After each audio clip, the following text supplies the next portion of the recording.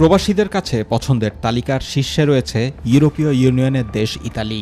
সম্প্রতি শ্রমবাজারের ঘাটতি পূরণে আইনি অভিবাসনের সুযোগ তৈরি করেছে দেশটি। 2026 থেকে 2028 পর্যন্ত ইউরোপীয় ইউনিয়নের বাইরের দেশগুলো থেকে অন্তত 5 লাখ নতুন কর্মী নেবে দেশটি। এই কোটায় আবেদন করতে আগ্রহীদের 7 ডিসেম্বরের মধ্যে ফর্ম পূরণ করতে হবে।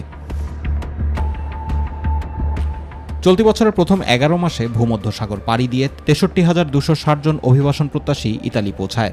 এর মধ্যে সর্বাধিক 19,283 জন বাংলাদেশি। 2000 সালে ইতালি অবৈধ অভিবাসীদের বৈধতা দেওয়ার পর থেকে গত 5 বছরে 90,000-এরও বেশি বাংলাদেশি দেশটিতে প্রবেশ করেছে। ভূমধ্যসাগরের পাশাপাশি অনেক বাংলাদেশি রোমানিয়া ও আলবেনিয়া হয়ে সড়ক পথে ইতালিতে আসেন। স্পন্সর ভিসার মাধ্যমে আসার ক্ষেত্রে দালালদের কারণে বহু মানুষ অবৈধ হয়ে পড়েছেন।